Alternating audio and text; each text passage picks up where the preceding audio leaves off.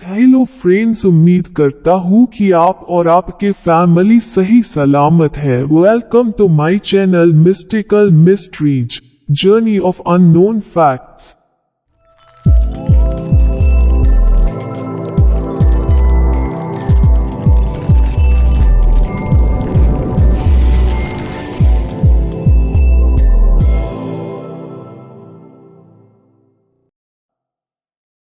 आज मैं दुनिया भर से मानव जाति के सबसे पजलिंग रहस्यों में से एक पर चर्चा करने जा रहा हूँ।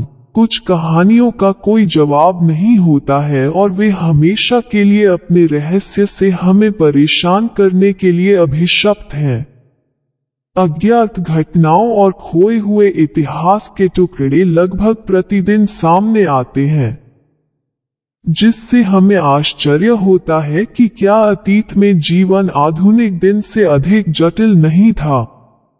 मानो या न मानो, यह विचित्र आकृति उनकी मृत्यु के 2000 साल बाद मिली थी। हान राजवंश की लेडी डाइस दुनिया के सबसे अच्छी तरह से संरक्षित प्राचीन मानव अवशेषों में से एक है। उसे एक रहस्यमय तरल पदार्थ में दफनाया गया है जिसे वैज्ञानिक अभी भी दोहरा नहीं सकते हैं। वो चीन की शाश्वत मम्मी है। उसकी त्वचा अभी भी नर्म है और उसके हाथ और पैर जोड़ों पर झुक सकते हैं। आज तक वो अब तक की खोजी गई सबसे अच्छी तरह से संरक्षित प्राचीन मानव है। जबकि उसका चेहरा सूजा हुआ और विकृत दिखता है, उसकी त्वचा अभी भी स्पर्श करने के लिए नर्म है और कहीं भी कठोर मोटिस के कोई संकेत नहीं है। उसके हाथ और पैर अभी भी झुक सकते हैं, यहाँ तक कि उसके आंतरिक अंग भी बरकरार हैं और उसकी नसों में अभी भी खून है, जबकि अन्य मम्मी थोड़ी सी भी हलचल पर उखड़ जाती हैं। लेडी डाई की मम्मी इतनी अच्छी तरह से रखी गई है कि डॉक्टर उनकी मृत्यु के 2100 से अधिक वर्षों बाद शव परीक्षण करने में सक्षम थे। वे न केवल उसकी मृत्यु बल्कि उसके जीवन का पुनर्निर्माण करने में सक्षम थे। उन्होंने उसका ब्लड ग्रुप टाइप ए भी निर्धारित किया। लेडी डाई का शव परीक्षण यकीनन किसी प्राचीन व्यक्ति पर संकलित अब तक की सबसे पूर्ण चिकित्सा प्रोफाइल है। लेडी डाई या शिन जुई एक हान राजवंश के रईस ली कांग की कुलीन पत्नी थी। इसमें कोई शक नहीं कि वो एक साधारण जीवन जीती थी। उसकी कब्र विलासिता से भरी थी जिसे केवल उसके युग का सबसे धनी व्यक्ति ही वहन कर सकता था।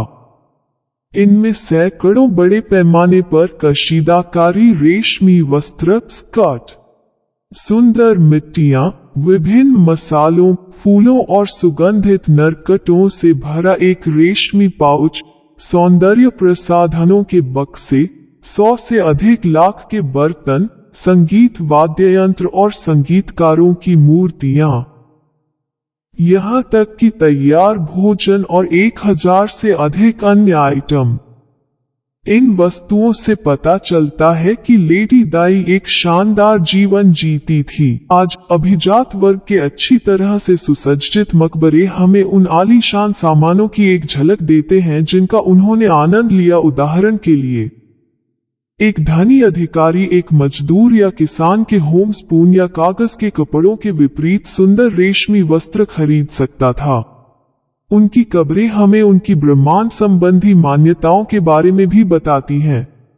3 कुलीन मकबरे 1972 में मवांगडुई, हुनान प्रांत, पूर्वी चीन में खोजे गए, जो 20वीं शताब्दी के दौरान चीन की सबसे बड़ी पुरातत्व खोजों में से एक है। वे एक उच्च श्रेणी के हान आधिकारिक सिविल सेवक, लेडी डाई, उनकी पत्नी और उनके बेटे की कब्रें हैं। एक 86 ईसा पूर्व में मार्किस की मृत्यु हो गई और उसकी पत्नी और पुत्र दोनों की मृत्यु 163 बीसी तक हो गई। मार्किस का मकबरा खोजे जाने पर अच्छी स्थिति में नहीं था, हालांकि बेटे और पत्नी की कब्रों में वस्तुएं असाधारण गुणवत्ता की थीं और बहुत अच्छी तरह से संरक्षित थीं। इन वस्तुओं से हम देख सकते हैं कि लेडी डाई और उनके बेटे को बाद का जीवन शानदार आराम से बिताना था। लेडी दाई के मकबरे में पुरातत्वविदों को उत्कृष्ट स्थिति में 6 फीट से अधिक लंबा एक चित्रित रेशम का बैनर मिला। टी आकार का बैनर 4 घोंसले के ताबूतों के अंतरतम के ऊपर था। हम जानते हैं कि उनका जीवन के बाद के जीवन के साथ कुछ संबंध था। वे नाम बैनर हो सकते हैं जो शोक समारोहों के दौरान मृतकों की पहचान करने के लिए उपयोग किए जाते हैं, या वे आत्मा को उसके बाद के जीवन में सहायता करने के लिए दफन कफन हो सकते हैं। लेडी दाई का बैनर 2 प्राथमिक कारणों से महत्वपूर्ण है। यह चीन में सचित्र न केवल अमूर्त आकृतियों के प्राकृतिक दृश्यों का प्रतिनिधित्व कला का एक प्रारंभिक उदाहरण है। दूसरी बात, ये चीनी चित्रकला में सबसे पहला ज्ञात चित्र है। शिन जुई को 1971 में खोजा गया था, जब चांगशा के पास एक हवाई हमले के आश्रय के पास खुदाई करने वाले कार्यकर्ता व्यवहारिक रूप से उसके विशाल मकबरे पर ठोकर खा गए थे। शिन जुई कई बीमारियों से पीड़ित थी, जैसे कि गंभीर हृदय रोग, ऑस्टियोपोरोसिस और पित्त पथरी, जो अंततः उसकी मृत्यु की कारण बनी। लेडी दाई की लगभग 50 वर्ष की आयु में अचानक दिल का दौरा पड़ने से मृत्यु हो गई, जो वर्षों से खराब स्वास्थ्य के कारण हुआ।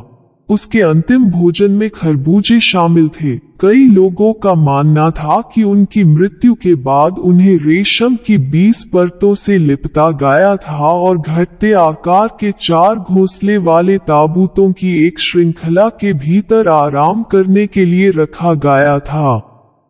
हवा और पानी को बाहर रखने के लिए उनकी कब्र को लकड़ी का कोयला पैक किया गया था और शीर्ष को कई फीट मिट्टी से सील कर दिया गया था। उनके शरीर भी एक अज्ञात तरल में भिगोया गया था जो थोड़ा अम्लीय था, जिससे बैक्टीरिया को बढ़ने से रोके।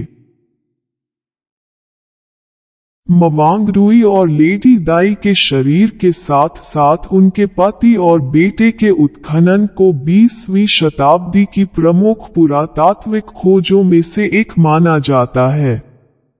कब्र के अंदर दफन किए गए विभिन्न भोजन से और यहां तक लेडी दाई के पेट की सामग्री से पुरातत्वविदों ने पश्चिमी हान राजवंश के आहार, कृषि प्रथाओं, शिकार के तरीकों, जानवरों को पालतू बनाने, खाद्य उत्पादन और तैयारी के आश्चर्यजनक रूप से विस्तृत इतिहास का पुनर्निर्माण करने में सक्षम थे। लेडी दाई का पार्थिव शरीर अब हुनान प्रांतीय संग्रहालय में है, जहां अब भी उसे देखा जा सकता है। लेडी दाई का एक मोम का चित्र यह दर्शाता है कि जब वो छोटी और स्वस्थ थी तो वो कैसी दिखती थी। That's all friends, उम्मीद करता हूँ कि आपको ये वीडियो पसंद आया होगा। प्लीज जरूर लाइक करें, share and main thing channel को सब्सक्राइब करना ना भूलें।